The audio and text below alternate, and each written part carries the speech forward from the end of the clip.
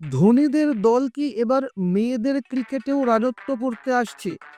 IPL এর সবচেয়ে সফল ফ্র্যাঞ্চাইজি কেন এতদিন মহিলাদের দল বলল না? চেন্নাই সুপার কিংসের ভক্তদের জন্য দারুণ খবর। খুব শীঘ্রই হয়তো আমরা মহিলাদের আইপিএল এ হলুদ জার্সি দেখতে পাবো। সিএসকের সিইও কাশী বিশ্বনাথন ইঙ্গিত দিয়েছেন যে তারা ভবিষ্যতে মহিলাদের ক্রিকেটে বড়সড় বিনিয়োগ করতে চলেছেন। বর্তমানে মহিলাদের আইপিএলে 5টি দল খেললেও বিসিসিআই খুব শীঘ্রই দলের সংখ্যা বাড়ানোর পরিকল্পনা করছে।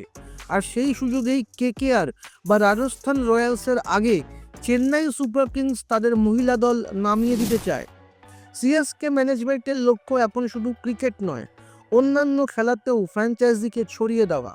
মহিলাদের আইপিএলে চেন্নাই দল আসলে টুর্নামেন্টের উত্তেজনা কতটা বাড়াবে বলে আপনি মনে করেন? আপনাদের প্রিয় কোন মহিলা ক্রিকেটারকে সিএসকে জার্সিতে দেখতে আপনারা চান? নাম কমেন্ট করুন এবং খেল দুনিয়ার আরও খবর পেতে সাবস্ক্রাইব করুন এই চ্যানেল।